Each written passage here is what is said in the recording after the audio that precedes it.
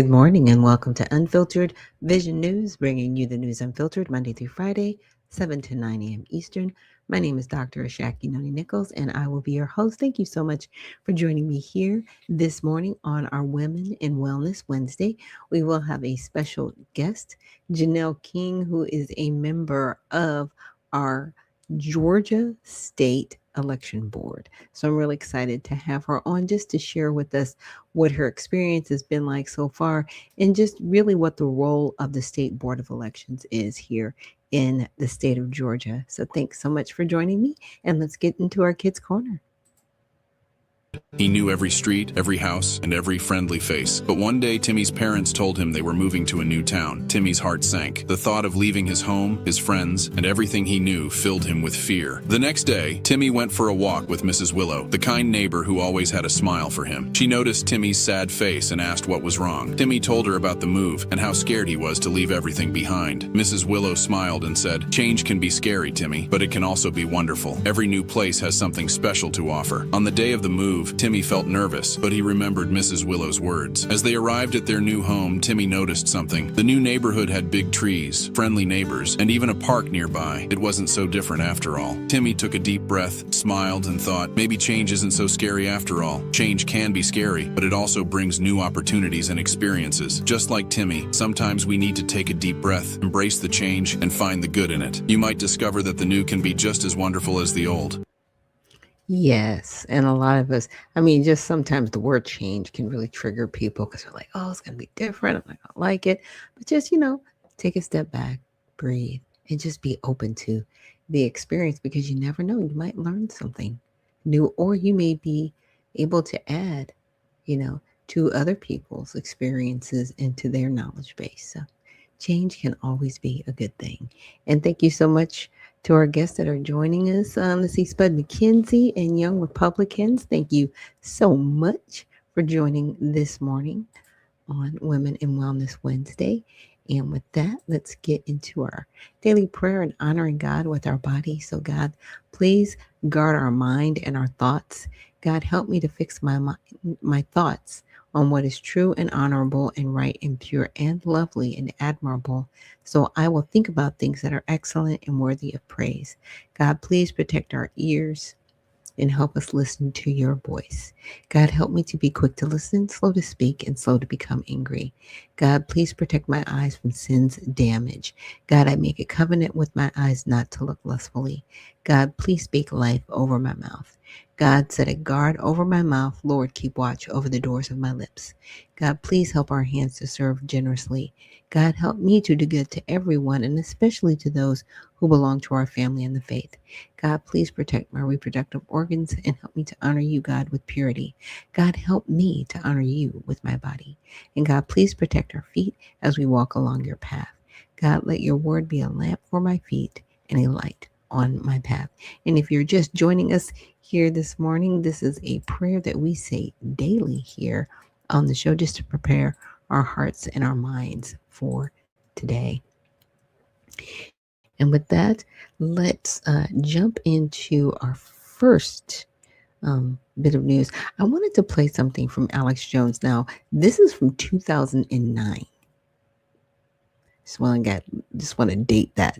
17 years ago, and he called out pretty much what we're going through right now. Governments through the World Health Organization that they were in control of the planet, and all governments that are signatories to World Health Organization rules and pandemic treaties.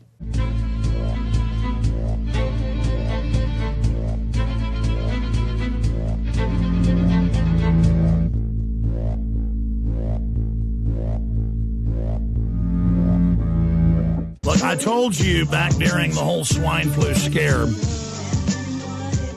and I posted the internal state of Texas Health Department memorandum that I got from a school administrator I know, and had the numbers to the doctors, and people still called me and said, where's the document? I'm like, there it is on Infowars.com and PrisonPlanet.com. We were at level 4 at the time. This was a few days into it, about a week into it. The document said we're really at level 5. They're going to announce that in the next 3 days. And then we're going to level 6 in the next week.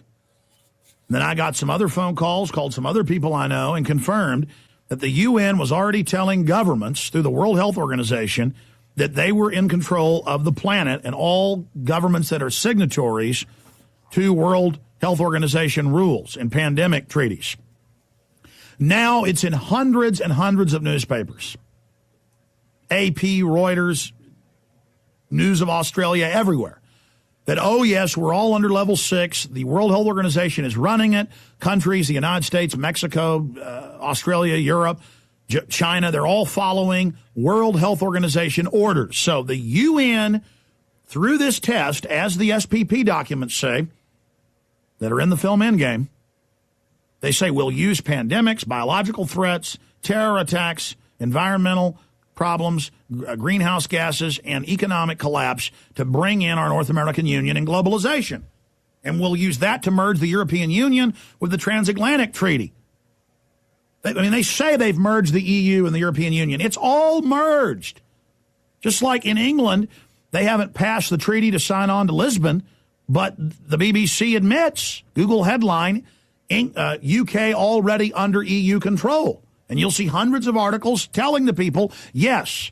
Remember when Jackie Smith, the now resigned, disgraced Gestapo agent over there who's surveilling everybody and banning free speech? She went after Savage and said he was banned from coming to England.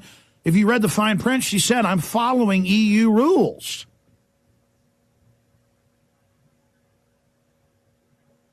So, yes, ladies and gentlemen, they're testing the swine flu vaccines they already had ready. Like Horowitz talked about it, or Horowitz on this show. He was right, as usual. I found it hard to believe, but he was right again. Just like he fingered exactly who was behind the anthrax attack, so the FBI came and harassed him. Well, he was right again. He's got some interesting religious ideas, I'll tell you that. But separate from that, he is a Harvard graduate doctor, and he certainly was right. And they certainly are saying first swine flu vaccine ready for testing. Swiss drug giant Novartis has completed a first batch of swine flu vaccine for preclinical trials and aims to make a version available for September. The company said, yeah, it supposedly takes 6 months to make these, but they have it in 2, of course. And it goes on. But AP reports, we, for several days, have been under level 6. And when you read deeper into all these articles, they admit, oh, really, from the start, they had already implemented level 6 type preparations. And so at an executive level, level 6 is in place. That's why we went under UN control. So they're just getting the towns, the cities, the states, the nation states ready to go into quarantine, forced injections, and that's being announced on CNN and Fox. No, we may have to have quarantines and forced injections. Oh, we're pretty sure that this fall that we're going to have a massive outbreak and people are going to die en masse. Probably another hoax, but getting you ready as they beta test for the real biological attacks they'll launch in the future, being eugenesis. Right. And I wanted to start with that because of this. Quarantines, testing, contact tracing, airport screenings. Does all this sound very familiar? Unfortunately, don't worry. It is not 2020 again. It's not COVID.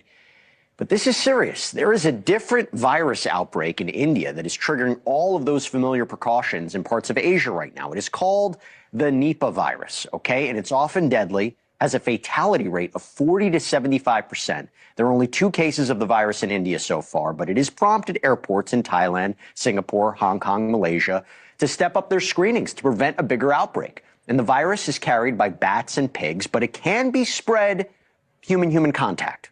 But how easy is it to be transmitted? What's the incubation period? How worried should we be? I'm joined right now by an infectious disease epidemiologist at the Hartford Belfer Center, Dr. Saira Madad. Thank you so much for taking the time. Really appreciate it. What exactly is the Nipah virus? Well, the Nipah virus is a serious virus, and as you've mentioned, it does have a high case fatality rate, anywhere from 40 to 70%, and that also depends on where you're getting healthcare services. So if you're in a country that has good a healthcare delivery system, you could probably get much better care, and that case fatality rate is likely much lower. Now, with that said, as I mentioned, it is a serious virus. It has no approved vaccines or therapeutics, but in this context, it is a small and contained outbreak, and it is closely being monitored. And so when we look at these two cases that have been confirmed in India, in West Bengal, about 200 contacts have been identified, tested, and are negative. And at this time, no additional cases have been detected, as well as there's no evidence of spread outside of India. While you've noted, a couple of countries have started to implement enhanced airport screening, that's more of a sign of a precautionary step than to signal a wider spread of transmission. So this is just precautionary. So wait a minute. You basically having the same thing, and that they saying that it comes from an animal, and they're starting to do contact screening. They have to prompt them to step up their screenings and make sure that they're containing a virus, and do contact tracing, which is basically tracing it back to the original host. And then on top of that, there's an incubation period of at least 2 weeks, which means that somebody could have jumped on a plane after getting in contact with it, however they're getting in contact with it. And here's the caveat to that. The fatality rate is wide ranging from 44 to like 75%. I know one thing is for sure and two things is for certain. I'm never going through a shutdown again. You can forget it. I'm not signing up for it. Whatever happens, happens. But I'm never going to be contained within a house ever again. It's just not happening. And I definitely understand his sentiment, right? Because on the one hand, you've got this. On the other hand, you've got this this economic situation, right? With gas. And, yesterday we went over just how step by step they were, going to start not necessarily gas rationing, but putting measures in place to make it more difficult for people to get around and make suggestions. You know how this always starts. We're going to suggest that you do this. We're going to, maybe say that you might want to do this, or we might mandate. That's the word we're always looking for, right? That mandated word or conversation. And so I wanted to look at this. So I went ahead and looked up the Nipah virus. Okay. And this is under the World Health Organization. Of course, it's the World Health Organization. That's why I played that recording of Alex Jones, because he kept talking about the United Nations and the World Health Organization, because everybody does talk about the deep state and, what will things look like? They're going to use something where they can fearmonger you. They're going to use something where to be like, oh, it's a pandemic. Oh, it's yeah, these are unelected bureaucrats that nobody asked for. Now, as far as I know, we are not a part of the World Health Organization. We stepped away from it. However, because of the way the United States is, we can be drawn back into it at any time. It's voluntary, right? Even though the World Health Organization wanted to goat rope us into it last time, during 2020. Now, this article is from January 29th of 2026. It says the Nipah virus is a virus found in animals, but can also affect humans. People with infection can develop a fever and symptoms involving the brain, such as a headache or confusion, and or the lungs, such as difficulty breathing or cough. This is a common cold. What are we talking about? Now, cases of Nipah virus infection were first reported in 1998. So this goes back almost 30 years. And since then have been reported in Bangladesh, India, and Malaysia, Philippines, and Singapore. So this is Eastern. It's not anything that's been here in the United States. Now, the case fatality rate is estimated at 40 to 75. How is it estimated that high? That's the level of that you can pass away, by the way. And there's no other metrics or documentation. And this has been going on since 1998. Really? I mean, it just sounds weird. Now, fruit bats of the um, Pterodape family are the natural host of Nipah virus. Nipah virus usually transmits from infected bats and other animals to humans and can also be transmitted directly between people. There is currently no treatment or vaccine available, of course, there isn't, for Nipah virus. However, several candidate products are under development. Early in intensive supportive care can improve survival. This has been going on since 1998, and we're just now talking about this. Like, this whole thing sounds made up. I'm sorry. Now, Nipah virus is a zoonotic virus, usually transmitted from animals to humans, but can also be transmitted through contaminated food or directly between people. So people in Eastern countries, they do eat bugs and bats and all kinds of things that could carry certain viruses that we may not necessarily have here in the West, is what it is, right? But zoonotic viruses typically, unless there's gain of function, don't transmit from animals to humans because we have a totally different biological makeup. Okay, so what this is, and I just want to put this out there, like I said, and even the lady was like, well, we're just being cautious and there's just precaution. And I'm like, this is what y'all did last time. This is what you did last time. And to his point, to Anton's point, I'm like, no, nobody's going back in the house. Nobody's doing the lockdown thing because there aren't even any charts related to this. It's that high. See, they did that before. They were like, oh, yeah, the death rate's over 2%. We have to lock everybody down.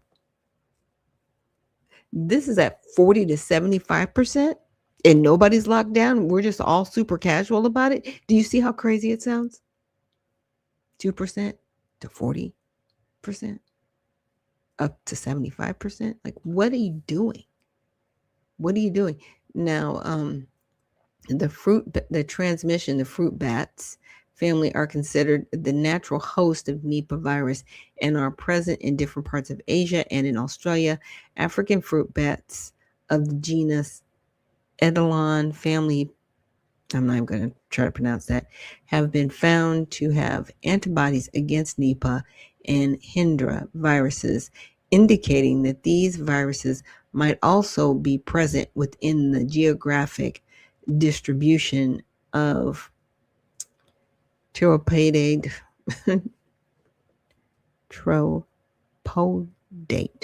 I can't pronounce it. Sorry. That's in Africa.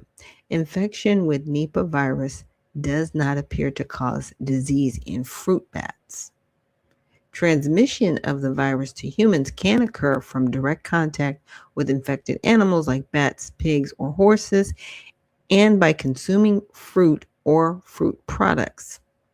What? Such as raw date palm juice contaminated by infected fruit bats. The virus can also cause severe disease in farming animals such as pigs. Nipah virus can also spread between people. It has been reported in healthcare settings and among family and caregivers of sick people through close contact. In health facilities, the risk of spread can increase in overcrowded, poorly ventilated hospital environments with inadequate implementation of infection prevention and control measures, such as the use of personal protective equipment, cleaning and disinfection, and hand hygiene. So basically, I don't want to say a makeshift hospital, but a hospital that does not have proper clinical hygiene or PPE, personal protective equipment. Yeah, so you're still talking about third world stuff, not first world stuff. I mean, I would take this with a grain of salt, but just know, with everything else, they're trying to insert this as well. Just a mess. And let me check the comments, see if anybody else is joining us. And Young Black Republican says, that's how it works. It's a boilerplate. Yeah. Why are there still any living people? I know, right?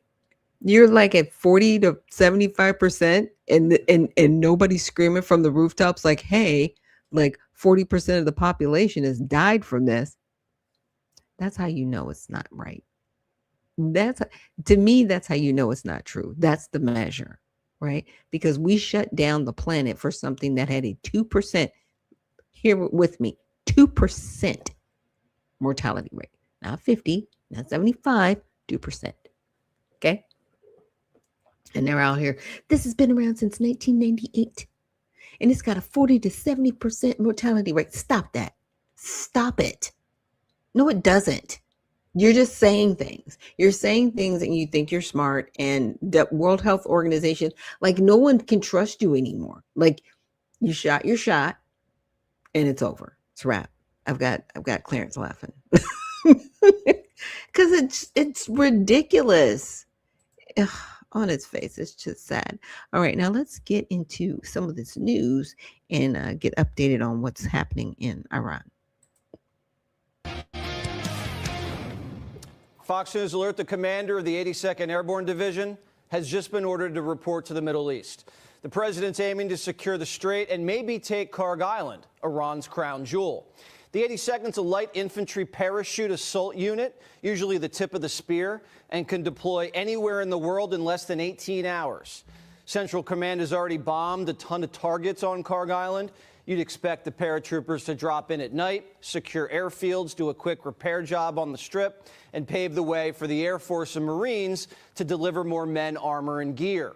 It's risky, but once you control that island, you control Iran's economic lifeline. All this as more elements of U.S. Special Forces move into the Gulf. A recent surge in C-17 flights into the region indicate a light ground strike force could take action imminently. This wouldn't be a ground war. These units are designed for precision, speed, and impact. They bring together elite elements from the SEALs, Rangers, and Delta. Their job? Execute the most dangerous and sophisticated missions in the world, like dismantling networks and eliminating high-value targets. These special operators do it with minimal footprint and maximum effect. If there's a decisive blow to strike, these are the men to do it. Here's Lieutenant General Keith Kellogg. I'm a big believer in putting boots on the ground, not necessarily into Iran, but taking Karg Island and also taking the Strait of Hormuz. Look, we kind of need to do it the way the Romans used to do it. As this elite task force gets into position, what's left of the Iranian military is being crippled. We've achieved air supremacy, so our B-2s are refueling mid-flight and continuing to drop heavy ordnance. And we're getting help from the British. B-52 bombers now launching strikes from RAF Fairford in Britain with a full complement of 24 2,000-pound satellite-guided penetrator bombs. Those normally need to be dropped 5 to 15 miles from the target. All this is happening as we enter day 2 of the negotiations with the Speaker of the Iranian Parliament. The regime's now come under pressure from its last 2 allies. The Chinese and the Russians are telling Tehran to lay off the strait and cut a deal before Trump seizes the oil. But even though the United States is in peace talks with the Iranians, both sides still letting it fly. You can see first responders here that are at the scene of a ballistic missile impact in Tel Aviv. The side of this apartment building totally sheared off as the first responders are working to remove rubble and debris from this area. Multiple people were injured during the last Iranian ballistic missile barrage, and a significant amount of destruction was caused to the street, cars on the street. An apartment building sheared off of the side here in the northern part of Tel Aviv. Iranian command and control is shot, so lone survivors are shooting till the powder runs dry, sometimes indiscriminately into residential buildings, sometimes at American allies. British Special Forces had to repel 14 Iranian kamikaze drones just last night in Iraq. But the president says it could all be over soon. They have no anti-aircraft equipment left, no radar left, no leaders left. The leaders are all gone. Nobody knows who to talk to. But we're actually talking to the right people, and they want to make a deal so badly. You have no idea how badly they want to make a deal, and we'll see what happens. The Secretary of War says the U.S. military is performing exquisitely. Never has a modern military been so rapidly and historically obliterated, defeated, from day one with overwhelming firepower. That's why we see ourselves as part of this negotiation as well. We negotiate with bombs.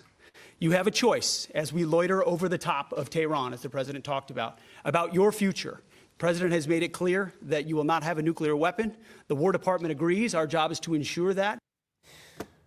We told the mullahs we'd turn the lights off, and within hours, they came to the table. And they brought a gift. They did something yesterday that was amazing, actually. They gave us a present, and the present arrived today. It was a very big present worth a tremendous amount of money. And I'm not going to tell you what that present is, but it was a very significant prize. And they gave it to us, and they said they were going to give it. So that meant one thing to me: we're dealing with the right people. Was it related to the Strait of Hormuz and the flow? Yeah, it was related to the flow and to the Strait, yeah. Text me at the end of the show what you think the gift is, because I have no idea. We do know the Iranians can't bribe their way out of this. The American objectives haven't changed. Remember, it all starts with they cannot have a nuclear weapon. Just, you know, I said yesterday, they said, what are the top 10? I said, well, number 1, 2, and 3 is they can't have a nuclear weapon. And they're not going to have a nuclear weapon. And we're talking about that. And I don't want to say in advance, but they've agreed they will never have a nuclear weapon. They've agreed to that. Iran's told every administration they don't want a nuclear weapon. So that's a lie. So what's changed? Now they can't do anything about it when we verify it. That's why Trump says he's going to go in and take the uranium. And this just in, the New York Times reporting that the Trump administration has delivered to Iran, by way of Pakistan, a 15-point peace plan. The New York Times reports that Iran may have trouble delivering a quick response. Senior Iranian officials have been struggling to communicate internally, and they worry Israel could just bomb them if they meet in person. And we reportedly gave the Iranian speaker immunity, so no one's going to kill him for the next 5 days or 4 days. An Israeli source says Trump's also demanding zero uranium enrichment. Zero. Now, why aren't we negotiating with a new Ayatollah? Exactly. No one's seen him or heard him. The Iranian people now have a new nickname for the gay supreme leader. You ready? The cardboard Ayatollah. The whole world's waking up to the Iranian threat. Arab nations are accusing Tehran of committing terrorism against every country on earth. It's not just the senseless drone attacks and blocking oil tankers. Iran's blocking the flow of fertilizer. A lot of people are going to go hungry if the regime doesn't surrender. They've even gotten the Saudis and the Israelis on the same page. Imagine that. Both countries want regime change. And the international naval convoy has grown from 22 countries to 30. Rubio strung them together and has been hitting the phones pretty much nonstop. The British Royal Navy will spearhead the coalition. Hopefully, this means America and its allies are getting ready to win the peace. J.D. Vance has also been a part of the negotiations with Tehran. A White House official tells Axios the situation's fluid. If we don't strike a deal, we'll go back to bombing them. The Pentagon says, fine with us. I don't want to say this, but I have to. I said, Pete and General Raisin Kane, I think this thing's going to be settled very soon. Here they go. Oh, that's too bad. Pete didn't want it to be settled. These guys are doing a great job. The commander-in-chief looks to be laying the groundwork for a final act. The Strait's the key. Karg Island, the cherry on top. Their military has been decimated, but we still have a little work to do removing the uranium. Now, even if the regime loses and a few regime remnants are still intact, they'll claim they won. And the media, they'll probably agree. If you read the papers, you think we're tied. You think we're in a tough battle. We are roaming free over Tehran, the city, Tehran, as opposed to Iran. We're roaming free. We can do whatever we want. The media is just parroting Iranian state TV. Just yesterday, the president says we were negotiating with Iran. And the press said, that's not what Iran said. We've learned that Donald Trump has been lying to the American people from the start, and he keeps lying to the American people. So you believe the Iranian officials over the president of the United States? I believe that based on all the information that's available and Donald Trump's track record of lying. The leaders of the Iranian regime, they lie. I think the problem is we don't know if our president is also telling the truth. I tend to believe Iran more than I do Donald Trump, because he could not acknowledge the truth even when it is, he's slapped in the face with it repeatedly. Why would the president lie about talking? All he does is talk. He talks to everybody, all day, all night. He was talking to Maduro hours before he snatched him in his PJs. Now, Obama's CIA director, he's running a psyop. He's trying to undermine the commander-in-chief 3 weeks into a war by spitting enemy propaganda. Or he just has TDS. Brennan lied about Russia, the laptop, Biden's brain. Who cares what he says?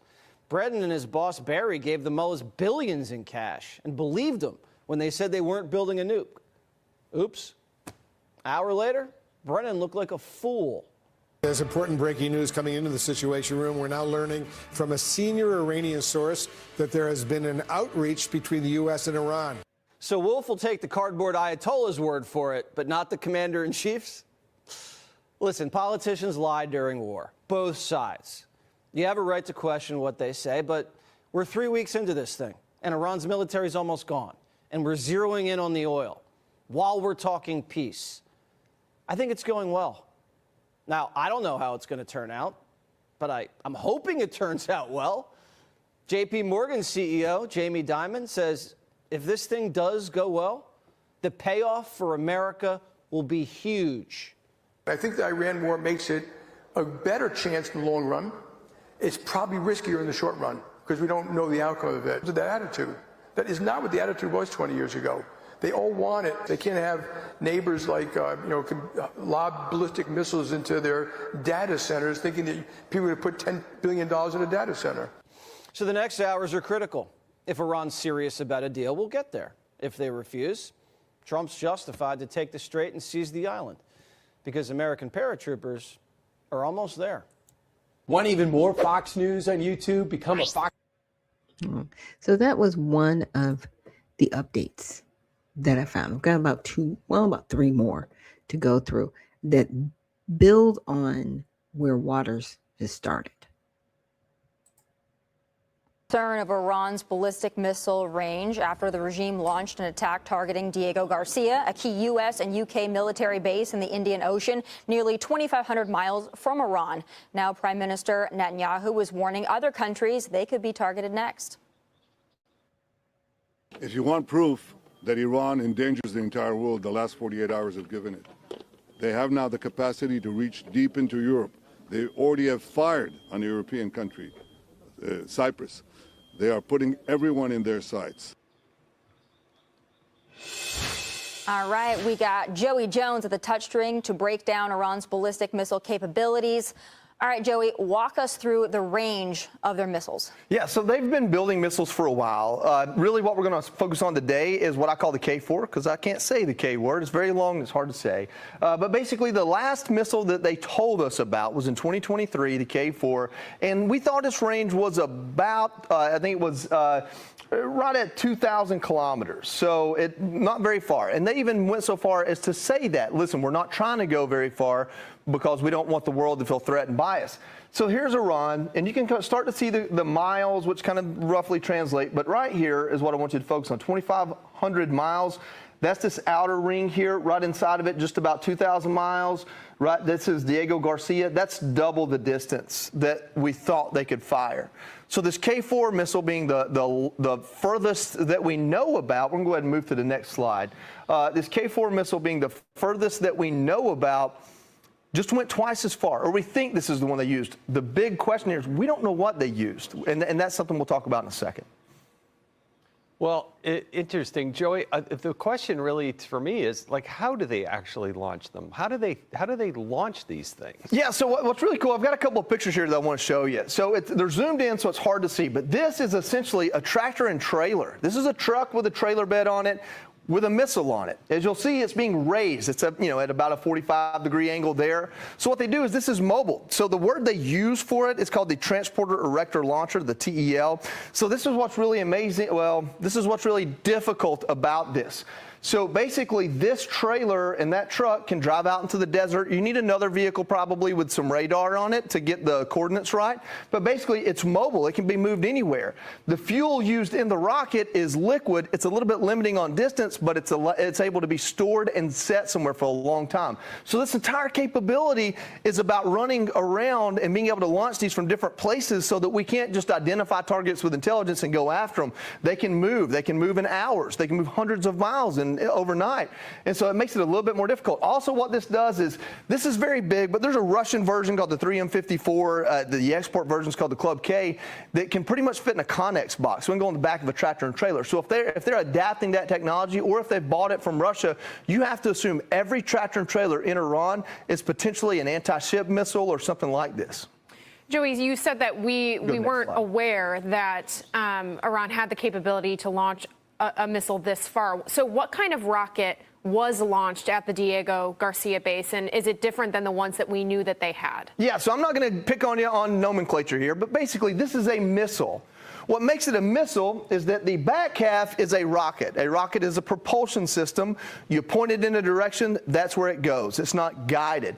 The rocket has fuel in it, just like the Gemini space rockets, And so what happens is, this actually goes suborbital. I didn't show you on the last screen as easily. There's a screen in a minute I'll show you. This goes hundreds of miles above the surface, not into the atmosphere, above the surface. So the higher you launch it from, theoretically, the higher it goes. It goes hundreds of miles above the surface. And when it does, this part here breaks off, just like we see with the space program.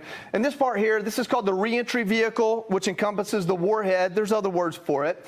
And what happens is when it goes exoatmospheric, gravity's not as big of a deal, this breaks off. And what we believe, because they're not just telling us, is that this warhead, this reentry vehicle, exoatmospheric, has thrusters on it that orient it towards its target, and then it lets gravity do its job, and it comes back down. So the reason why that's important is what we know about this specific rocket, or this specific missile, which is the best one that we know they have, the K4, is that this is liquid fuel, which limits them a little bit on distance, but allows them to store it. And it's a single stage, which means once this burns up, that's as far as it goes. What we're trying to find out now, or what probably people other than me know, is if they added a second stage in here to get it further, or if it's actually a completely different reentry vehicle that has some sort of exoatmospheric thrust in itself. We're not really sure how they got so far because of what we know about its motor. They call that a rocket motor. So that's what we're trying to figure out. Another thing is that Israel is incredibly tight-lipped with their post-blast analysis, their threat analysis after the fact. So when they get hit with these missiles, they don't always share that information with anyone, to include us. Hopefully this landing near Diego Garcia, we are recovering that and we're getting that information. It's not that Israel's a bad partner, it's that that's how they're able to keep things covert, because as you can see, our own Pentagon didn't want to share things with other allies either. So that's just kind of part of it. I think it was... Okay, so we're going to stop right there. Now, I've got, like I said, I have a couple more, but this one actually touches on a transition going on with this conflict. President Trump says there is the possibility of peace, while at the same time weighing whether or not to send in the 82nd Airborne. It all comes as Israel expands its attacks on Lebanon, and Pakistan has now joined a growing list of countries willing to act as a mediator between the U.S. and Iran. While President Trump says he's moving closer to a deal with Iran, he doesn't say who his administration is speaking with. The U.S. has killed a dozen of the country's top leaders since the conflict began, and it's not known who has been running the country day to day. International correspondent Robert Sherman is live in Tel Aviv. So, Robert, what is the likelihood that Pakistan could host these peace talks? Well, I mean, it's certainly more likely than where it was about 24 hours ago, in which we now have a formal offer that is on the table coming from Islamabad, giving the Iranians and the Americans the opportunity to sit down face to face and have these conversations. This is what the Prime Minister of Pakistan had to say a short while ago, saying Pakistan welcomes and fully supports ongoing efforts to pursue dialogue to end the war in the Middle East in the interest of peace and stability in the region and beyond. Subject to concurrence by the U.S. and Iran, Pakistan stands ready and honored to be the host to facilitate meaningful and conclusive talks for a comprehensive settlement of the ongoing conflict. You see President Trump there resharing that invitation to his own Truth Social page, giving the indication that message received without question. From the Iranian side, however, we haven't gotten any such acknowledgement of the invitation that is on the table here. Iran's foreign minister has said time and time again there are no formal talks taking place between Tehran and Washington, although he has been picking up the phone and having conversations with diplomats from Egypt, from Turkey, from Pakistan, who have reportedly been playing these mediating roles here. So there is still a little bit of time left on the clock, with the president saying he's going to hold off for 5 days before carrying out strikes on any Iranian power plant facilities. That doesn't mean the strikes in the interim are stopping, with American forces still hitting Iranian targets, especially those that relate to threatening the Strait of Hormuz. The president says he's prepared to be patient for a couple of days, but that's not indefinite. Nicole.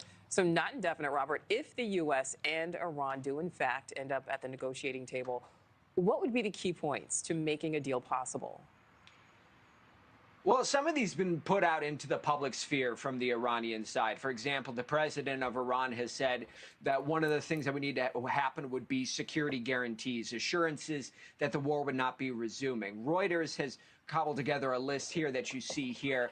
Compensation for wartime losses. We've even heard the Iranians use the term reparations. Formal control of the Strait of Hormuz. No ballistic missile program limitations. That last one especially is going to be a difficult one for the Israeli side to swallow, and more than likely from the Americans as well. There are indications that Iran has said that they're prepared to dig their heels in on all of this, believing that they have some degree of leverage, which is why when you listen to people here in the Israeli public, they're not putting a lot of stock into the potential for any talks here, believing that the gap to bridge is just simply a little bit too far wide. And most people here believe that there's still a ways to go in this war. Nicole. All right, Robert Sherman live for us there in Tel Aviv. Thank you. Thank you for a deal with Iran. Yeah, I thought it was interesting, asking for the compensation. And he's like, yeah, they're asking for like maybe a form of reparations. It's very interesting. When other people ask for reparations, even Somalis, like nobody bats an eye. They're like, yeah, they might be deserving of reparations. If Black people say reparations, it's like the dirtiest word. It's crazy. But here we are. So now I want to play you guys a video from Promethean. Now, Promethean has a completely different take on what's going on in Iran. And the reason why I wanted to play you the videos from Fox News and News Nation first is to really set the stage of traditional media and what they're putting out there in comparison to Promethean. Generals on social media miss the big picture in the Mideast because they don't understand economics. Donald Trump has made the United States energy independent. Now he is out to break the City of London's centuries-old control of the price of energy, and with it, their power over the world's economy, including our own, by force if necessary. Here's what he posted Saturday night on Truth Social. If Iran doesn't fully open without threat the Strait of Hormuz within 48 hours from this exact point in time, the United States of America will hit and obliterate their various power plants, starting with the biggest one first. That put all the key players on the line. The delusional Iranian government and the 23 nations who have pledged to defend the Strait of Hormuz now have a deadline. The 23 have started to move assets into the region. The Iranians had to come to the table. The media, of course, went hysterical.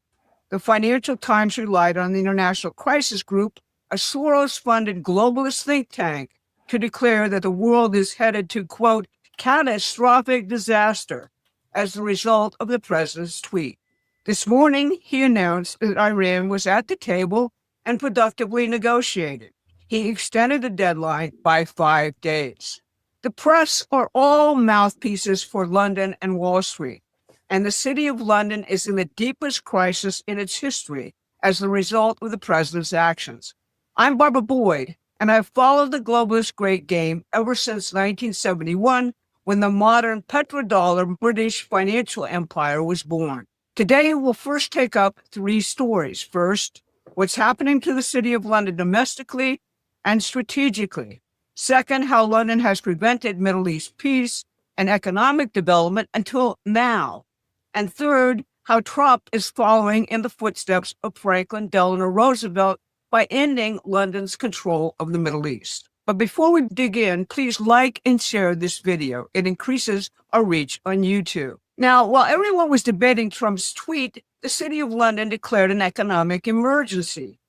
Prime Minister Keir Starmer has called an emergency cabinet meeting with Bank of England Governor Andrew Bailey to address soaring energy costs, which are hitting British households very, very hard.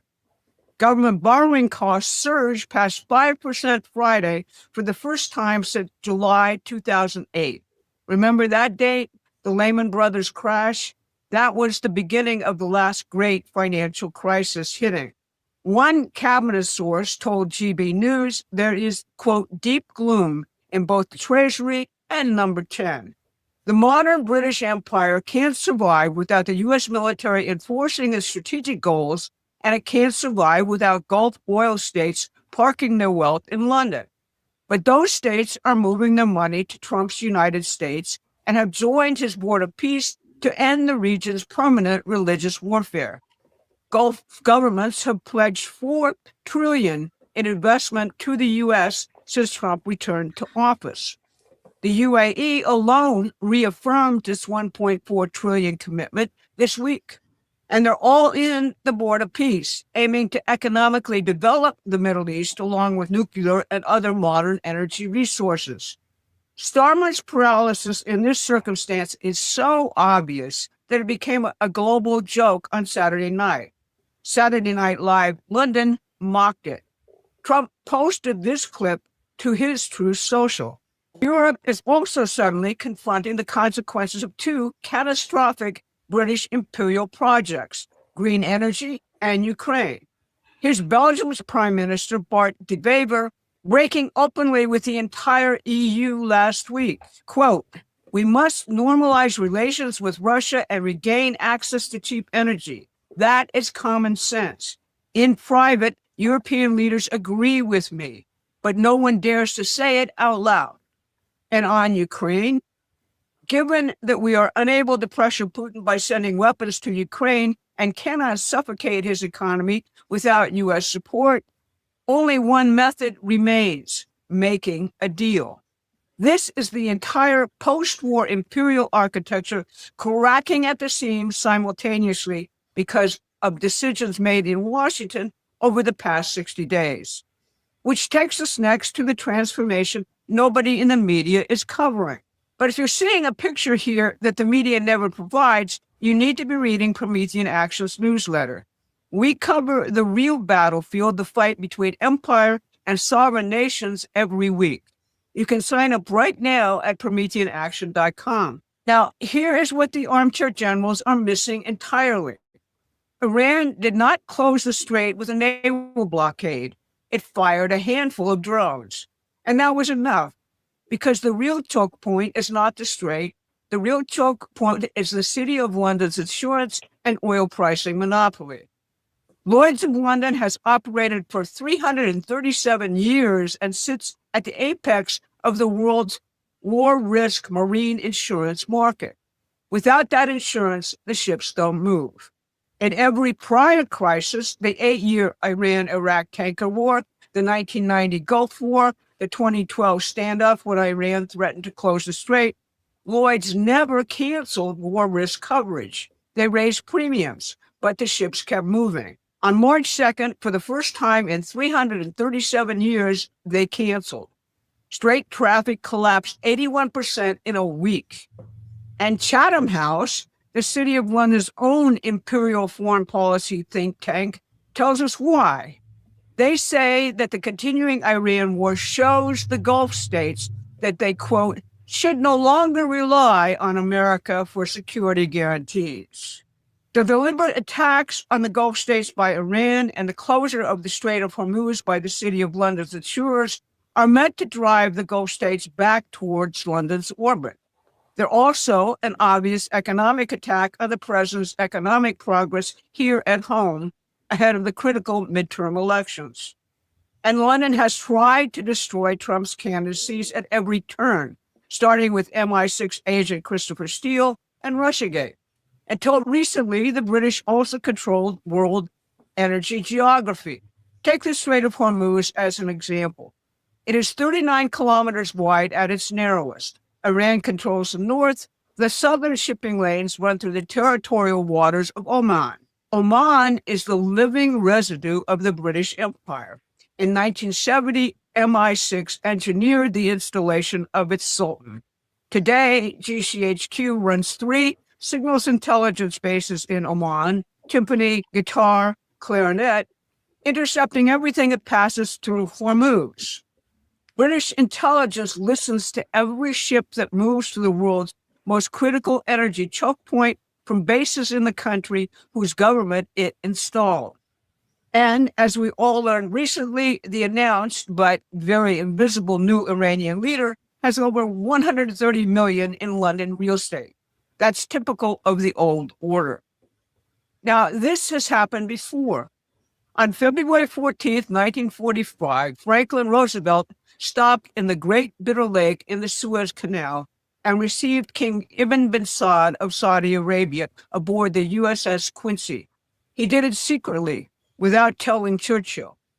After Roosevelt told Congress these exact words, "I learned more about the whole problem of Arabia, the Muslims, and the Jewish problem in 5 minutes by talking with Ibn Saud than I could have learned in exchange of 2 or 3 dozen letters." Churchill was furious.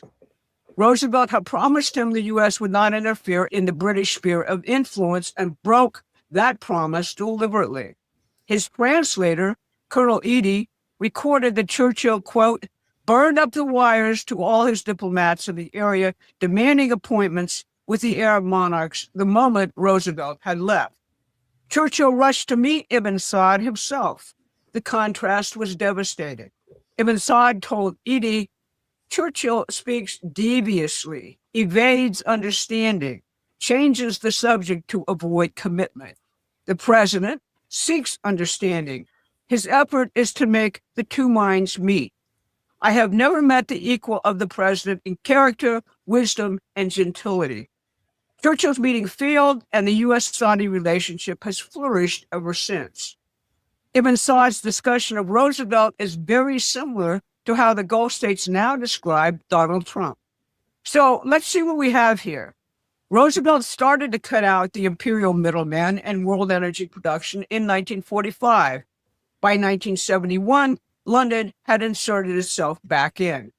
America became the military muscle behind a resource looting system whose profits ran through the City of London and Wall Street. You cannot have a genuine American economic revolution or real sovereignty if someone else is setting the price of energy. The Treasury Department has physically increased the supply of oil and gas worldwide in the last 2 weeks, unsanctioning Russian oil, unsanctioning certain Iranian oil, getting worldwide agreements to release reserves. Not only that, Iran is allowing tankers through the strait for India, China, and Japan, Iran's main customers. So the strait is not physically closed, oil supplies are safe, but the strait is financially closed by the City of London and its desperate effort to remain alive as a world power. We don't know the outcome because it is a war, and the cyber war is running at a higher level than I've ever seen it. But we can know the principles the president is fighting for, and those principles make this a just war, which we have to win. At Promethean Action, we're dedicated to ferreting out the real strategic picture as much as we can by focusing on the physical economic side of events. Not many do that. We need to expand. We just passed 500,000 followers on YouTube. Please become a paying member if you haven't already and donate as much as you can. This has been your Monday Update. Thanks for listening. Please take a... Yes. And as you can see, the Promethean's perspective is completely different, but it ties everything in. So is this the time for people to crash out?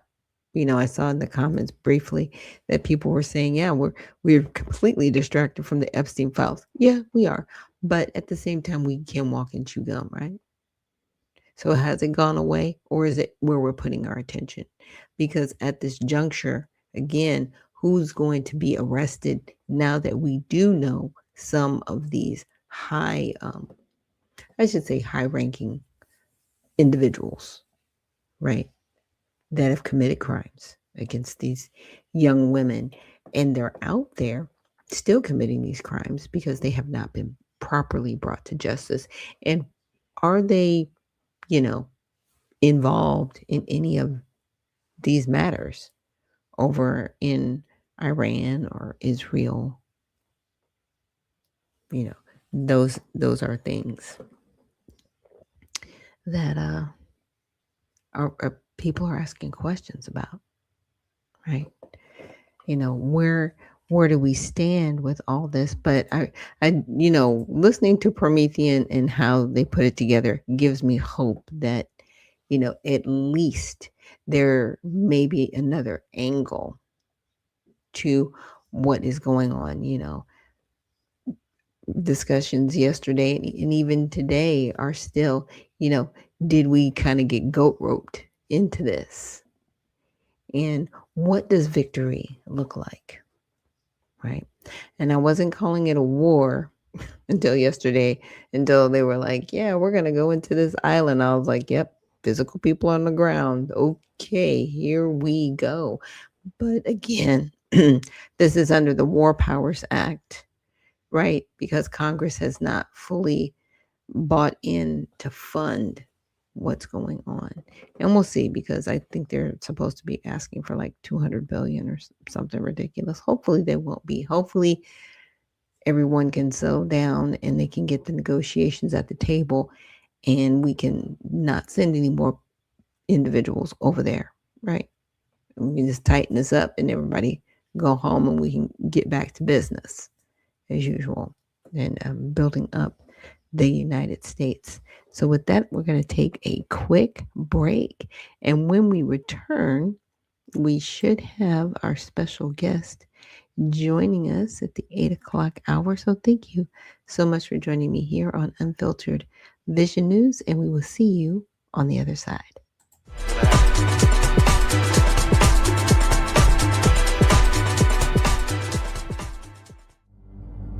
A life empowered is closer than you think.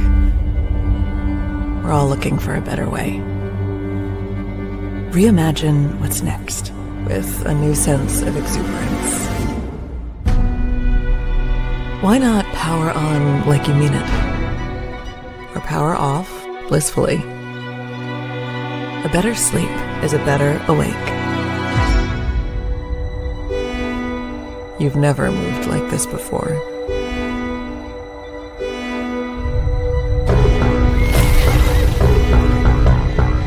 With the energy nature intended. Imagine reprogramming the way you look at the speed of science.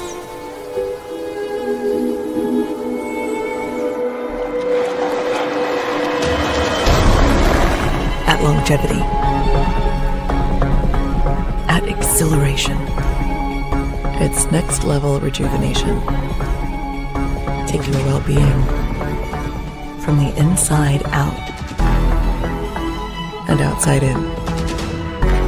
The light within is ready to ignite. Be the light. LifeWave.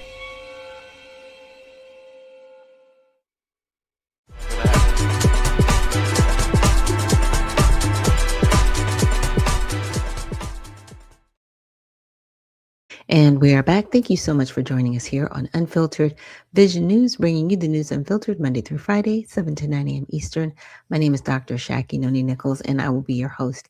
And today is Women and Wellness Wednesday, and we have a special guest. I'm giving her a little bit of an introduction because I let everybody else introduce themselves, but it is Janelle King, and she is our representative for the Georgia State Board of Elections. So let me bring her up on stage. Hey, Janelle, how are you? I'm good. How are you? Good morning. Good morning. I can hear you great. So I did give you a little bit of an introduction, but if you would like to just introduce yourself a little bit more, just to tell our audience a little bit more about you and what you've done. Yeah, absolutely. Well, thank you for having me. I always enjoy having these one-on-one conversations, and just being able to kind of really stretch out the thought and give people background. But I am Janelle King. I am someone who's been in Georgia politics for a very, very long time.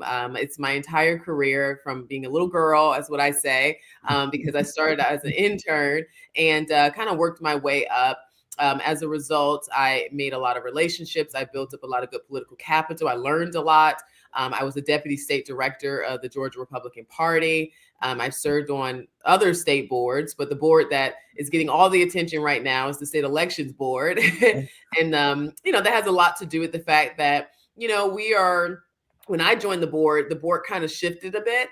I had no idea that would be the case. I went there with clear eyes. I went there with the idea and understanding that I would do the best I can to just deliver results. And as a result, we kind of created a little bit of a majority of the 5-person board and really making some strides. And so, it's getting a lot of attention. But while there are some critics, I definitely hope that people see that we're an agency that's getting work done. So so that's a little bit about me. I love politics. I'm married to Kelvin King, who's running for Secretary of State right now. I have a son and a grandbaby and a daughter-in-law that I absolutely adore. And so life is good. Very, very cool. And what I wanted to ask, if you wouldn't mind explaining to the audience the difference between the state board of elections and the county board of election, because I think when people say board of elections, they just think it's all one conglomerate, and it's not. You guys have two different functions. Absolutely. So the best way to describe it is based on who reports to who, right? So the county election boards report to the Secretary of State. They are responsible for administering elections in every single county. So they're the ones that put on the actual event of you going in and voting. Where the state election board, we serve as a checks and balance over the entire election process. So we examine complaints, issues, questions of voter fraud or irregularity. All that stuff comes to us for review, and then we determine whether or not there should be, or what the appropriate response should be. But I like to say that the SEB kind of provides oversight over the entire election process, over the Secretary of State's office. And then the Secretary of State's office is responsible for the counties, and the counties are responsible for the actual event of elections. Yes. And again, Georgia has been under the spotlight in some good ways and in some controversial ways, right? Because we had the FBI that came and they requested documents. So Fulton County has really been in the hot seat. And I know that there were talks of an investigator. I know there's certain things that you can't say because, it's ongoing. But I didn't know if you would be able to speak to a little bit of that. And also, just to, what was my other question? I had one other question for you and it escaped me. And it was pretty much just a procedurally, that's what it was. I know that there are also mentions, and it's not solidified, that the state board was considering taking over Fulton County's elections. So if you wouldn't mind talking to those 2 points. Yeah, so let's start with Fulton County as a whole. This county has had several issues when it comes to their elections over the years. It spans way past 2020. We're talking decades. And so it's not uncommon to see Fulton County a bit on the hot seat when it comes to our elections. However, what makes it unique right now is that when 2020 occurred, there was a lot of questions around it, right? I mean, you have the stopping of the counting and then the pulling of things underneath tables, and whether or not all of that was something that should be of concern, it caused concern.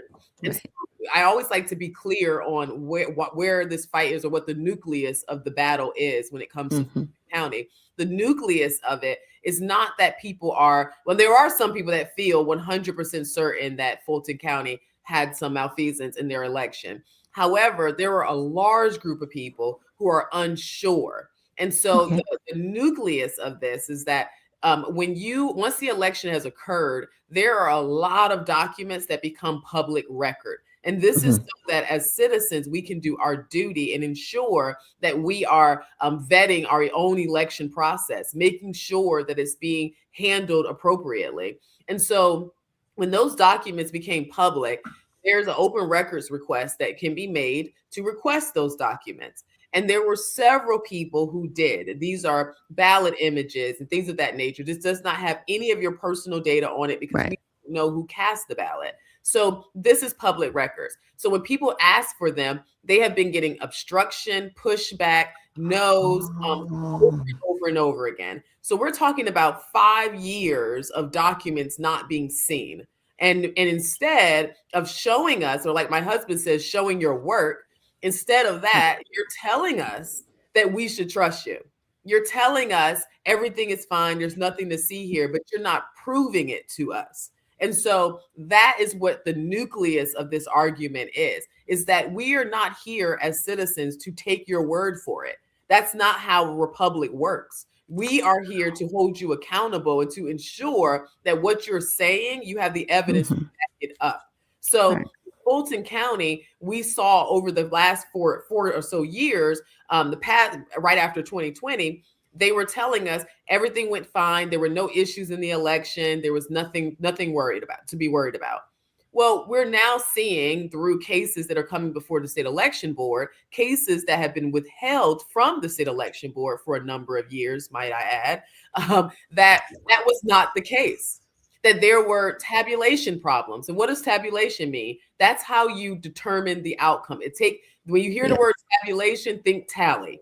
So this is how you tally the votes to determine who won. And so when the state law says that the report that is read, the machine spits out a receipt, which is called a tabulator tape, that proves this many people voted. This is the number of people who cast the ballot for this person, for that person. This is the totals.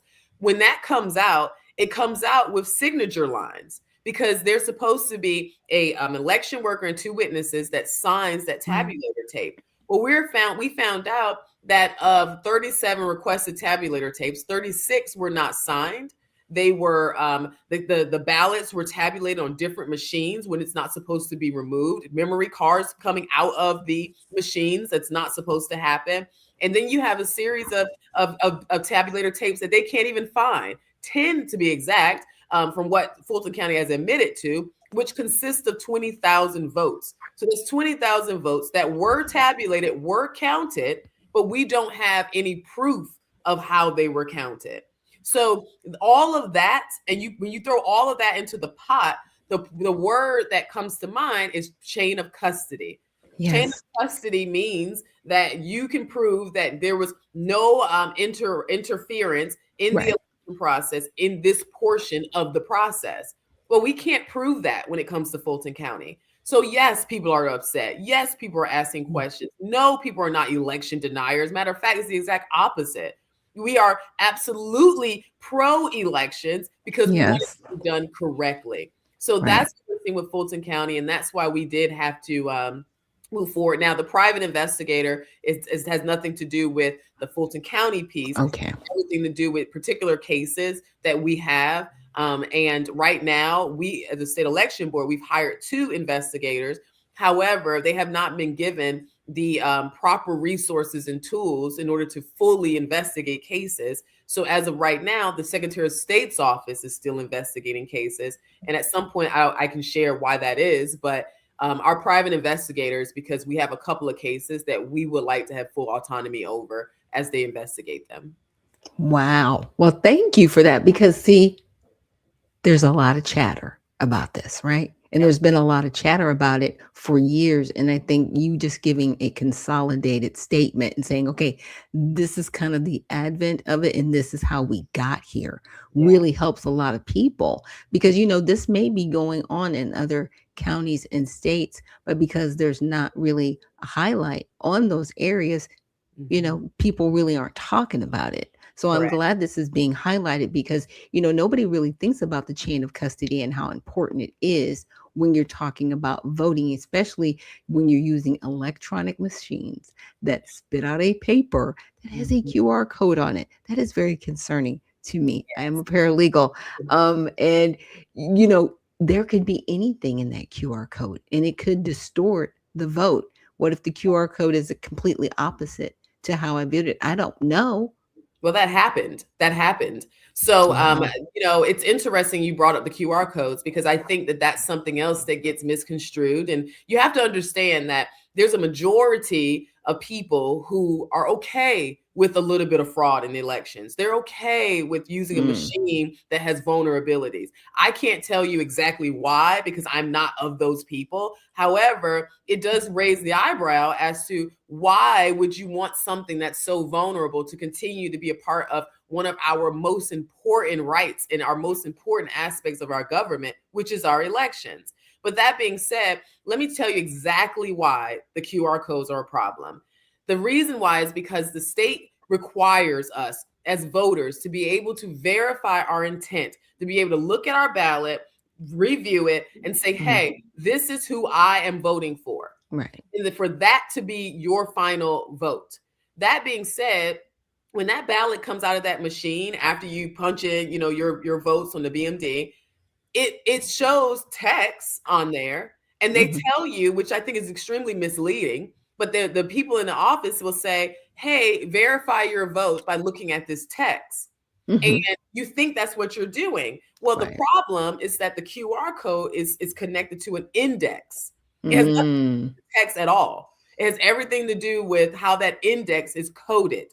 That means each voter, each candidate gets a number. So like the first candidate is number 1 and so forth and so forth. What we saw in 2022 in the DeKalb County Democrat election, that Michelle Long Spears received 0 votes in her own precinct. And this is after she went in and voted, after she got her ballot, after she reviewed her ballot, cast it into the scanner. But guess what? Her own votes did not count towards her. You know why? Because someone dropped out of that race and it shifted the index in the QR code. So now that shifted, all of her votes went to another candidate. And it wasn't until she did a hand recount, where they reviewed the text and they audited the text that they realized that she then became the first place winner. And she's now serving in the commission right now. So, but if she didn't have the money to do it, because just to be clear, if you question your election, only the candidate who's questioning can file a lawsuit with their own money to ask for a recount or a re-election. The Secretary of State can do a re-election, which they rarely do. Or I think the governor can call for it. However, in this case, she did file a lawsuit and she did say, hey, I want to do a recount here. And they found out that she actually won. So when people are saying, oh, I'm verifying my vote when I read the text, that's not true. No more is it true when they tell you when you put your ballot into that scanner, that means your vote was counted. Your vote hasn't been counted yet. It's not counted until it's tabulated. Now, is a ballot image created and on the memory card that's within that scanner? I hope so. I hope so. It's supposed to. In most cases, it does. But it's not until that memory card goes into a tabulator machine and then it reads the memory card that your vote is actually counted. So it's just way too many steps in our process. It makes no sense that it's so complicated. And I think it's unfair that those who want to decomplicate it, if that's a word, if it's a lot simpler, it's unfair that those are the ones that are vilified. Wow, that's crazy. Because, you know, moving here from California, we had, I call them the old time machines, but there was a printout on the side after you did your touchscreen, and it would literally print out a receipt. Well, one receipt stayed in the machine, and it was just a constant, to your point, of tabulation. And then you would get another receipt that was your personal receipt of who you voted for. There was no QR code on or anything. Like I said, it was very simple. I loved it. It was a very simple process because what happened was once the tape ran out, the election poll workers, they would come and they would take the tape and they would reinsert another tape, and that was it. Very simple, right? I mean, That was it's like, it. this is why everyone's pushing for hand-marked paper ballots. And I know that, again, has been vilified in the media because no one wants to be held accountable. If you notice, it's so funny, right? I've worked in Georgia politics for so long, and I've been behind the scenes of so many campaigns. And it's so fascinating to me, the amount of candidates who just are lazy. They don't want to do retail politics. They don't want to come and ask you for your vote.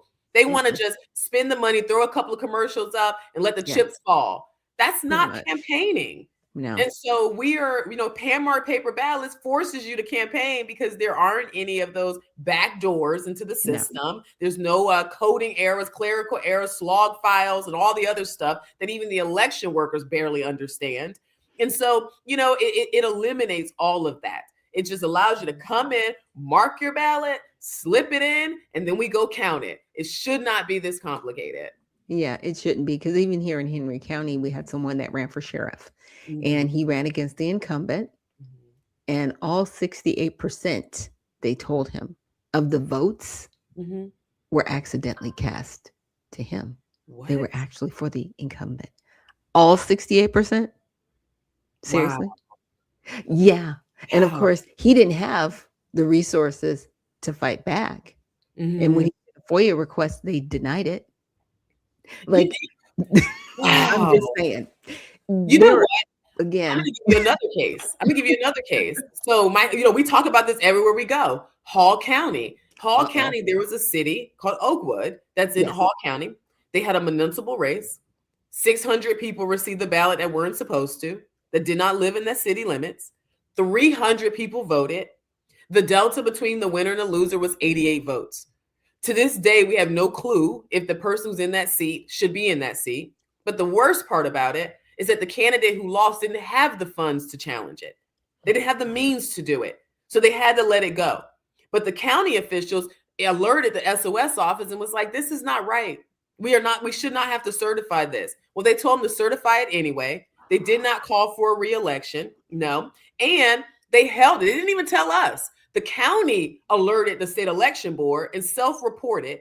And she came with a notebook of emails back and forth with the Secretary of State's office. It was the most organized presentation I've seen since being on that board. She was very clear. She was like, this is not right. We wrote on our certification form that we don't think this is right to certify, but they told us to do it anyway. And unfortunately, the state election board does not have the authority to call for re-election. Right. So we just had to kind of let it ride. Wow. And to this day, that election still hasn't been fixed. And it's a great possibility that the person who did not have the money to challenge it was disenfranchised. And it's just not right. But that's how many other times has that happened? Exactly. It's the multiples. Yeah. It's the multiples that are happening. Like you said, it's not just Georgia. Yeah. Okay. There have been cases even in Southern California. I used to live in Irvine, California. And they, in California, they're always having special elections and ballot measures. Well, people were going to the ballot. Now, this one was in the event where they did a re-election for Governor Newsom. Okay. The man that actually received the exact number of votes that he had received 2 years prior. That's a multiplication. It should never happen. Okay? Like never. It should never happen because people move and people pass away. So, but people found out that when they got to the ballot booth that they had already voted. And they said, I didn't cast a vote. Well, it says here that you did. How is that happening? And it was never questioned. They didn't do any recounts. There was nothing massive about it. They just did some news stories on it and it just quietly went away. Right. And that happens over and over and over again. We've heard cases before the election board, people who felt the same, who said the same thing, that they went to go vote and they had already voted. And this leads me into the voter rolls. When your voter rolls are dirty, then you have these problems. We have a Secretary of State who I believe is just awful right now, who decided it was a smart thing to mail out almost 7 million ballot applications, absentee ballot applications during COVID. That means almost every single household received applications that has any type of registered voters in it. And when you have a process of removing voters that is slow, antiquated, out of touch, and just hard to maintain, you end up with households that have upwards to 12 and 13 registered voters. And I've seen it myself because I remember door knocking, and this was again years ago. I'm door knocking and I go to a house and we're using an app and it shows everybody who's registered in that house. And I'm looking at it, it says 13 people, 22 people. It's upwards to 37 people sometimes in one house because people have moved and they didn't change their address and they didn't change their registration. They haven't been clean for the voter rolls. So that means that household would have received all of those applications. And what stops you, a person who doesn't have integrity, from completing those applications and requesting a ballot? And not only that, but in 2020, they worked alongside with Stacey Abrams and they reduced the signature verification process, where they lessened it, where it's not as stringent. So now we had less of stringency when it comes to signature verification, and then a bunch of applications just floating out there. And then you wonder why. And then you throw in the drop boxes that was placed on the streets randomly. So now we're talking about dirty voter rolls, a bunch of absentee applications. You have a stringent less a signature verification process. And then you have drop boxes where people can just harvest ballots and just drop them all off. And you have no way of separating or knowing who is right and who is not when it comes to these votes. Yeah. Oh, it's horrible because I remember actually receiving more than one absentee ballot. And I was upset about it because I knew I was registered to vote in person. Like, that's just how I get down. I might vote early or on the day, but I'm doing it in person. And I was like, why do I keep receiving this absentee ballot? I didn't ask for this. So I'm going in and I'm checking and I'm like, okay, I did not ask for this. Why is this coming to my house? Now that makes a lot more sense. Even California in 2020, they decided to send me a postcard to my Georgia address. Really? To ask me if I was going to be voting in the elections. I was like, you sent it to my Georgia address. Like, first of all, that's where it's a no. Right. Because I live in Georgia. I'm not living in California. Flag, right? We're like, wait, hold on, guys. Maybe we shouldn't send this to Georgia. Weird. Wow. Weird. Just stuff there's a lot like of that. business.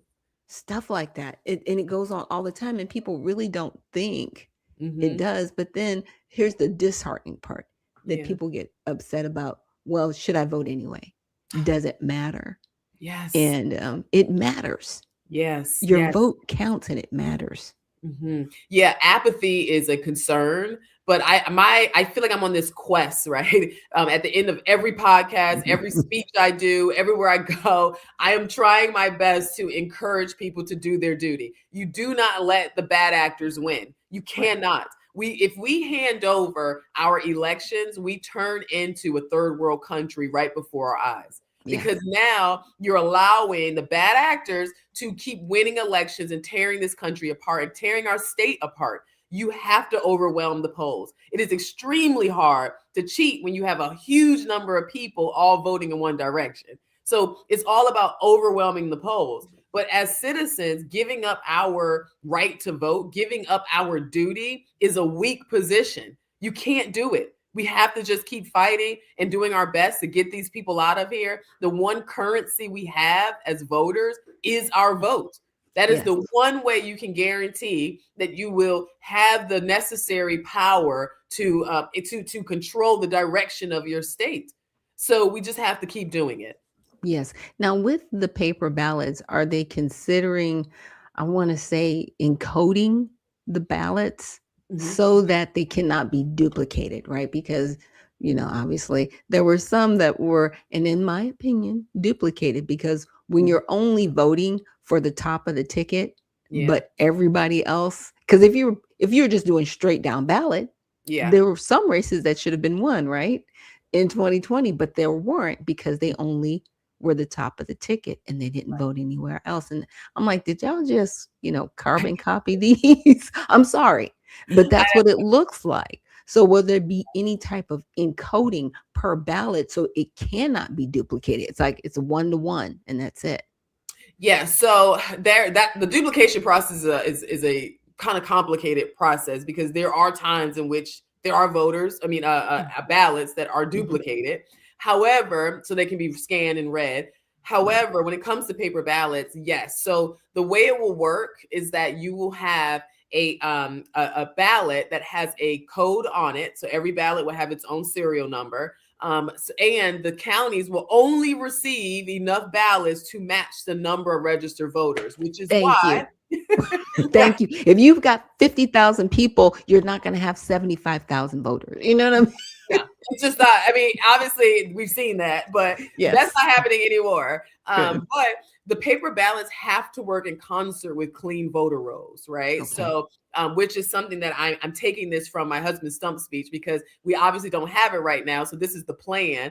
But the plan is to make sure that we have, like I said, serial numbered and watermarked paper ballots, specialized paper, that it goes to the counties and the number of people who are on their voter rolls. The voter rolls are cleaned up so that we don't have, dead people from 1900s and all that, literally 1900 birthdays, I know. all of that stuff on there. So that's how it works. And obviously there's several other chain of custody processes that will be put in place in order to ensure that there aren't any malfeasance.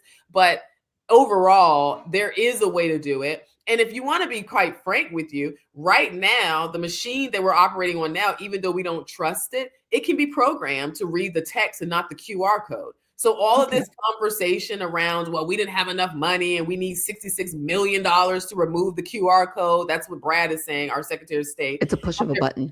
Right. All of that. I'm like, just update the software. Like, it's just not that complicated, but they don't want to do it. And so that leads to major problem. Yeah, it's a selection in the background. If anybody's, or I've done database administration, and typically there's the user side and there's the administrator side. And on the administrator side, if you're saying those are the differences, it's literally the click of a button. Right. It's like you're going to pick up this as opposed to this, and you just uncheck the box that says read the QR code. That's kind of it.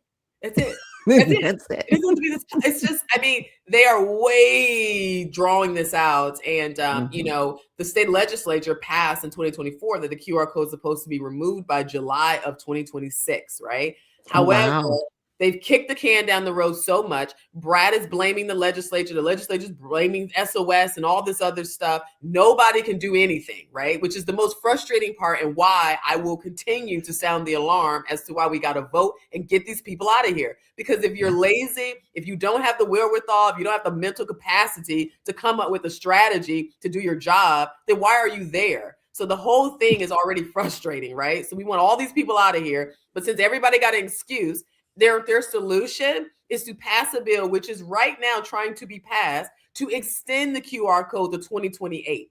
Why are we passing laws that we can't implement? Like that, what are we doing? So they're taking their cues from our federal Congress, because we haven't passed a clean appropriations bill since 2012. Let's just be clear. Right. Let's just be clear. It's been a CR ever since they said, oh, we could do that. You know what I mean? Like, we could do that. Yeah, people might get mad at us, but we could do that. Yes, you unfortunately can do that.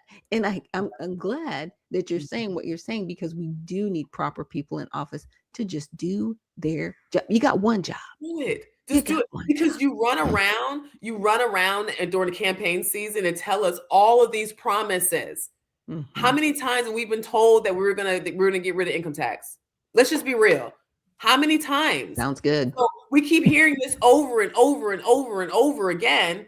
And then every time we elect you to go do it, you don't do it. And the problem now falls on us. What Bush say, fool me once, fool me twice. Shame on a fool can't get fooled again.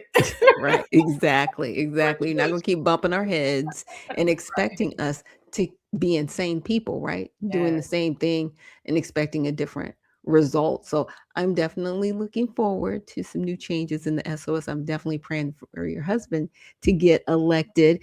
And from what you've explained to me, it doesn't look like there would be any conflict of interest, even if you were still serving on the state board of elections, if you were to be elected Secretary of State, because you guys don't interact in that way. However, once he's elected, I probably more than likely will step down, because there is the appearance does matter to us. The impropriety, right? Right. Right. So right now, the moment he announced, they immediately came for me, but that's Right. because they want me off the board. But there is absolutely nothing that I do that will impact a candidate or a candidate's race.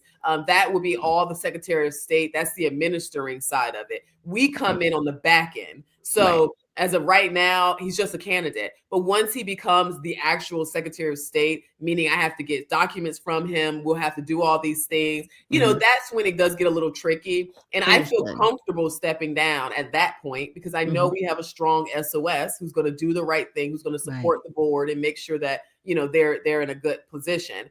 But as of right now, no, I'm not coming off the board. There's no reason for me to come off the board. And it's just how God set it up. My husband was looking at SOS prior to me being selected for the board. Oh, okay. It was, and obviously people don't know that because it was in our home. However, when I got selected for the board, it almost felt like it was God's way of saying, I'm putting you on this path.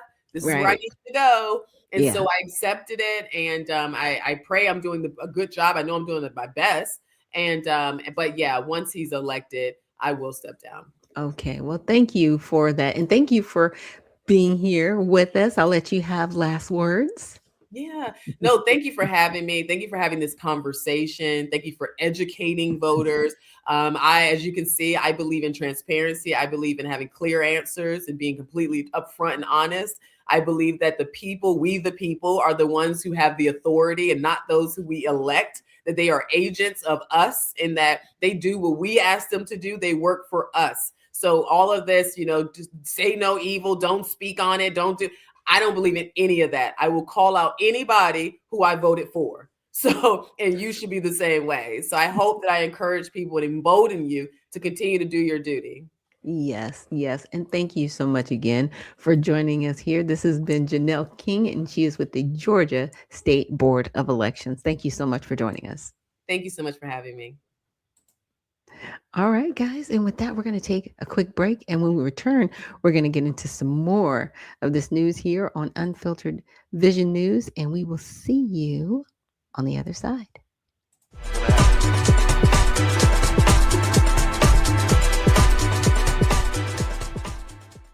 Begin your day with intellectual peace. Awakening surrounded by blossoms that reflect tranquility and comfort. Carry confidence through bustling streets and focused work sessions. Let the calm of intellectual peace guide you, keeping you poised and serene. Reclaim comfort in the evening. Relax and rejuvenate as blossoms gently remind you of peace. With intellectual peace, everyday blossoms. Discover peacepads.net.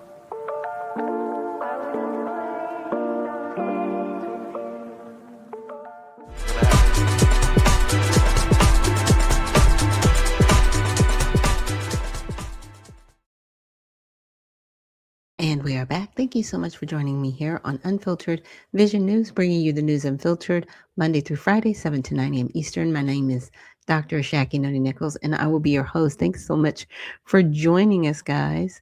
Let's see. I got a few comments in here. Let's see. Trey Raji says, Fulton is a national joke. So unfortunate. And Boomerang says, MAGA is just Scientology for people who can't afford Scientology. It is expensive to be a part of Scientology, isn't it? And Mimi, she says, oh, Trump with the 3 red, white, and blue hearts. Thank you so much for joining us this morning. Rama says, Trump folks have probably infiltrated Fulton County and they need to find out why. I mean, it's and this is the unfortunate part, and this is something I'm glad that Janelle brought up, a few of the cases where candidates, they had questions, but unless they could afford to actually, call a recount or trigger any action, they have to do that at their own expense. And some people just can't afford it. As she stated, there was a situation in Hall County where a candidate, they may have won based on the fact that they know that there were votes sent outside of the county And they don't know if those were outside county votes or if they were inside. They don't know because the candidate did not have the resources. And I think that's something that needs to change. Now, and this is just my opinion, what they could do is if a candidate wants to initially, right, challenge it, that should be a freebie, right? That should just be a gimme. You can challenge it. Now, if it doesn't go in your way and you want to appeal it, then in my opinion, that comes out your pocket if you want to appeal it. But everybody should get that initial first chance to challenge without cost or repercussion, right? Just saying. And it's, voting, it is our right, it is our duty, but it seems to be one of those things that it's clearly just under attack. And I actually have a video that I want to play for you guys, and it is about Fulton County, and it's about the machines. And this was done in 2020. And the reason why I wanted to bring it up, especially after having Janelle on, is to, again, give you guys a little bit of background. And I'm glad that she was able to clarify some things that were going on and, just the different functions that she has in her involvement with how elections are done, right? But she's on, like she said, she's on the back end, and they basically, the board, it's the state board, they deal with the disagreements, right? So let me bring this up and we will check this out. Protecting the voting process from outside interference is a high priority this election season. In his latest report, Miles O'Brien looks at some of the latest technology being used in Georgia and whether it provides a stronger defense against tampering than the traditional paper ballot. It's part of our ongoing Leading Edge series on science and innovation. In Georgia, early voting turnout is high. The presidential race is a toss-up, and both Senate seats are in play. So naturally, the political world is nervously watching what voters here will do, while in the world of computer science, they are tensely tracking what the voting machines will do. Georgia's kind of a petri dish. Alex Halderman is a professor of computer science at the University of Michigan. There's a lot more we have to learn about Georgia's election system, and that's going to help inform how to better secure elections, not just in Georgia in November, but across the country for years to come. He's among a handful of independent election security experts getting unprecedented access to the inner workings of the state's $107 million voting system rolled out earlier this year. Also taking a deep dive, election security white hat hacker Hari Hursty. They have set up a complicated system which is centralized and doesn't seem to have any safeguards. Georgia's vote tallying system is a complex assortment of laptops, iPads, magnetic cards, touchscreens, printers, and scanners. Lots of moving parts. This is the poll pad. On election day, it is used to check in voters. Rick Barron is Fulton County's Director of Registration and Elections. He gave me a demo. It tells whether we've issued an absentee by mail ballot, whether somebody's voted early, whether they've voted that absentee ballot, or whether they're still eligible to vote. Once a voter is deemed eligible, the iPad activates a magnetic card, which in turn unlocks a so-called ballot marking device, or BMD. This is a pretty complicated way to do something you could do with pen and paper. There Yes. are advantages here, right? Yes. The advantages are puts a true mark on the screen. When done, the voter prints a ballot. Selections are recorded in human-readable text and in a QR code, which is read and counted by an optical scanner. Georgia's Secretary of State, Brad Raffensperger, says this is more accurate than pen and paper. The problem with pen and paper is sometimes you have your instructions on what you're supposed to do, but you end up with spoiled ballots. Sometimes people will put an X here, but then they'll circle this one here, or they'll make different marks on it. What did they really mean there? Still, elections officials tell us they seldom see a hand-marked ballot where they can't determine voter intent.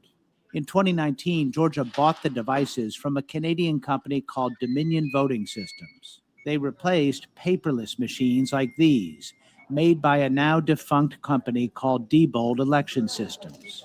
A federal judge forced the state to scrap the discredited devices. Election security activist Marilyn Marks was part of the lawsuit that triggered the change. But for her, ballot marking devices, now used widely in 14 states, are not the ideal remedy. We need paper records that are marked by the voter with the voters on hand, where we know that was recorded the way that the voter wanted it recorded. So she and the other plaintiffs took aim at the new voting machines. The lawsuit came into sharp focus after their chaotic debut in the June primary. The poll pads took as long as 30 hours to download the voter database, displayed the wrong races, and would randomly shut down. And the power-hungry ballot marking devices blew circuit breakers in numerous locations. Poll workers, many of whom had no hands-on training because of the pandemic, were often befuddled by the new technology. We've learned a lot of lessons. We're putting technicians in every single polling place. We have to make sure that not only do the poll workers know how to use the equipment, but then these technicians are then going to be relied upon to fix any issues. We want to just fly under the radar and do our jobs and, stay away from the news.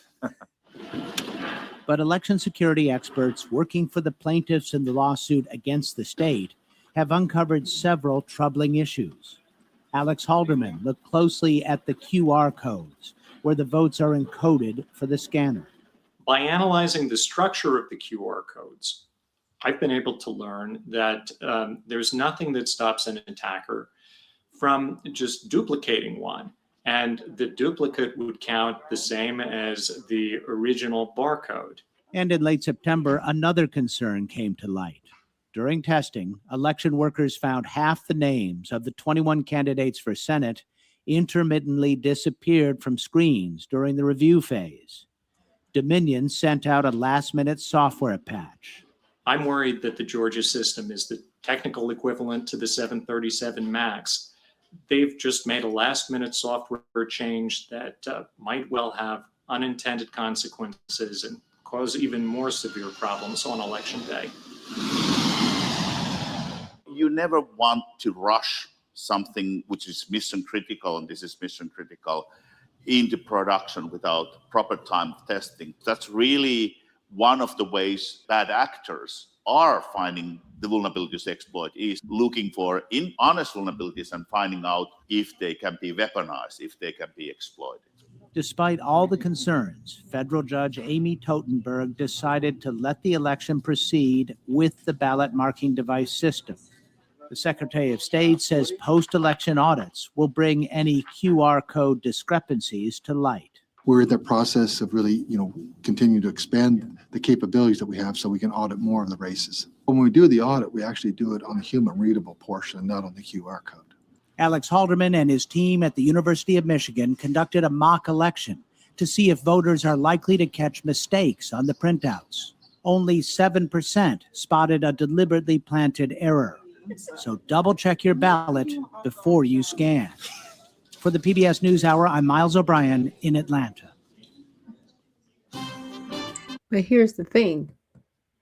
You can still, like Janelle was saying, you can look at the text, but it's not like you can use your phone to scan the QR code to see what it would say. And would it even show up, right? Because is it going to go to a website link? Because it's not supposed to be connected to the internet. So why is there a QR code? That's my bigger question, right? Why is there a QR code? Because most of the time it's used to link you to something else. It was even brought up, I guess, during this time in 2020, when they finally, got some medication. I won't say everything because in certain platforms I might get struck down. But in those vials, there was a QR code when it's supposed to be stagnant. And a lot of those vials, in my opinion, they were illegal. They've yet to litigate that. And the reason why it's supposed to be stagnant, so it can't change. See, if you have a QR code, the link, unfortunately, can be changed because whatever you link to, it's going to link to like a web page, let's just say. And the web page can be altered. And that is not supposed to be something that happens when you're dealing with medications that come in a vial. But they did that. Same thing with our vote. Why is it a QR code? Because a QR code links to something. It shouldn't be there, and it should be removed. It's just disingenuous to say that, oh, it makes it more accurate. No, it doesn't. There's more capability of fraud with the QR code, and it's unnecessary. And it, in my opinion, invalidated every vote in 2020, and it's caused more harm than it has good. So hopefully, again, we will get back to paper ballots in the wonderful state of Georgia, right? Let's see, I've got enough time to play this last video. Now, this is Valuetainment. Now, he's going to go into the Strait of Hormuz, and I like his take on it, just really expanding upon where Promethean left off. War in Iran affecting Strait of Hormuz is impacting everybody around the world financially, but here's the one question that no one's talking about. So this is one choke point that we have in the world, Strait of Hormuz. And people are like, you probably on a day-to-day stuff, you weren't thinking about how much power Iran had to say, I'm not going to let anybody else in. You guys are locked in. We have mines. Everyone learned about Karg Island and how powerful it is and how much control Iran has. Well, wait a minute. I didn't know they were this strong. Well, if that's the case, what are the other choke points in the world that if all of a sudden China's like, you want to put this much pain on me that I'm being cornered with oil prices? Wait a minute, let me tell you what I can do to you and the rest of the world with Taiwan and the 90% of semiconductors that's coming there. If they do that, there's one strait nobody is talking about. It's so important, and China privately doesn't want you to know about this one strait that will impact them in a massive way. $3.5 trillion a year moves through this place. We're going to talk about that place. And an idea that Israel came up with in the 60s amongst each other became public in 1994 that could be a direct competitor to Suez Canal. We're going to talk about all of that stuff today.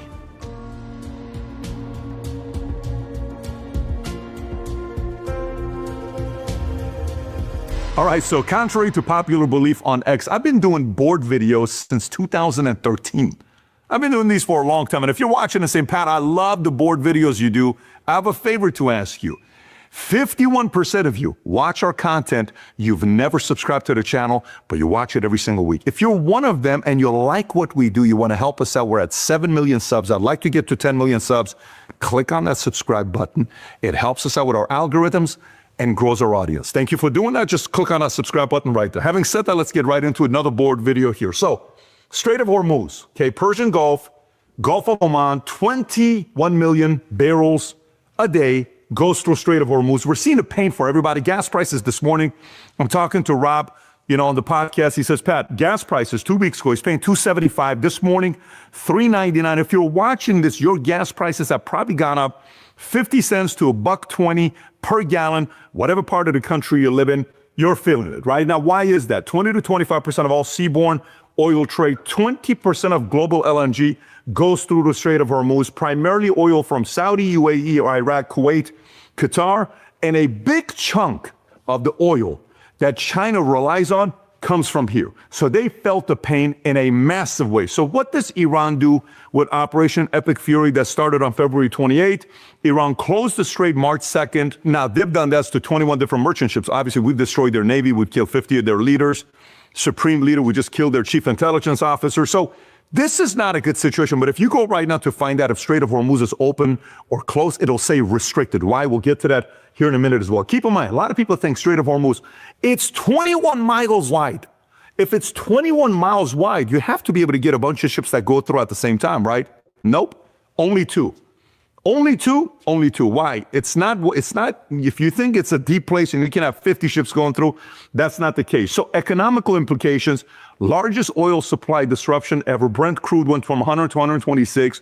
Omani crude 150. I think the record is 145. I don't know if we're going to hit it or not. Some massive thing needs to happen to hit the record. Oil prices could hit 200 if this continues. Some people say it's a little bit of fear porn, but it's also reality. If all of a sudden Karg Islands hit, and Iran just says, forget about it, and a couple ships are truly hit in a massive way, you can see that every day this thing stays. If it stays closed for 3 weeks, we're dealing with a $200. It's never happened before. Could get to that point. U.S. gas prices up nearly $5 in California. Global oil crisis losing 8 million barrels a day. That's that part. Now, in the logistical problem side, limited mobility. We talked about the U.S. military resources, 7 to 8 destroyers for just 3 to 4 tankers. China, India, non-Western countries still allowed in the area. So Iran said, look, if you're China, you're India, your partner, go through. If you're friends with the Western side, you cannot come through this year. There's a price for it. And if you notice NATO storm, Kier from UK, and I don't know if we're with them, President Trump comes out, I need you guys to be on ours. Oh, we can't. We want to kind of have a place because we got to get through. So it's an interesting thing that's going on right now. Who's going to be siding with them?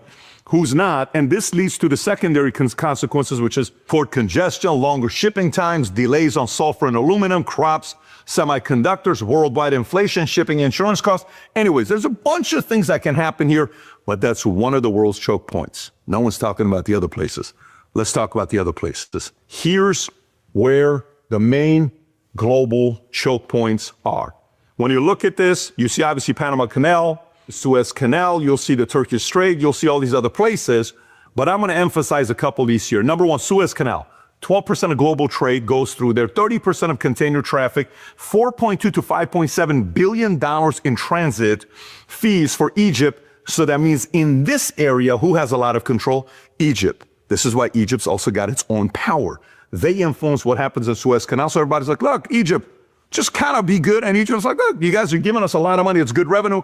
Let's just kind of, freedom, peace, and prosperity. Let's do that together, right? Egypt. So that's that part. So risk, Houthis, blockages. This has happened before. Houthis sees this and said, hey, we're going to get them all scared the crap out of everybody. We've seen that happen before. The other choke point is the Panama Canal, 13,404 transits, $5.7 billion in 2025. Risk, drought. When there is a drought, there's water that they need coming in from lake. Like there was an issue a couple of years ago with rain, El Nino. Didn't really happen. It was massively problematic. They couldn't get as many ships to be going out as they did before. The number, I think, got all the way down to 22 to 24. They'll generally do a number that's a higher number. I think the number is 36, give or take. So that was a problem. So this right here, Panama Canal, the fact that Panama's Supreme Court came and took it back from China, C.K. Hutchinson said you don't have that much control over it, specifically the two areas. That's massive. Now, of course, CKs can come back and ask for money. China's probably not happy about that. This was one of the choke points I was very concerned about. If China could have a lot of control over, this is a good thing. Now watch the next one, Taiwan. Here's a concern with Taiwan.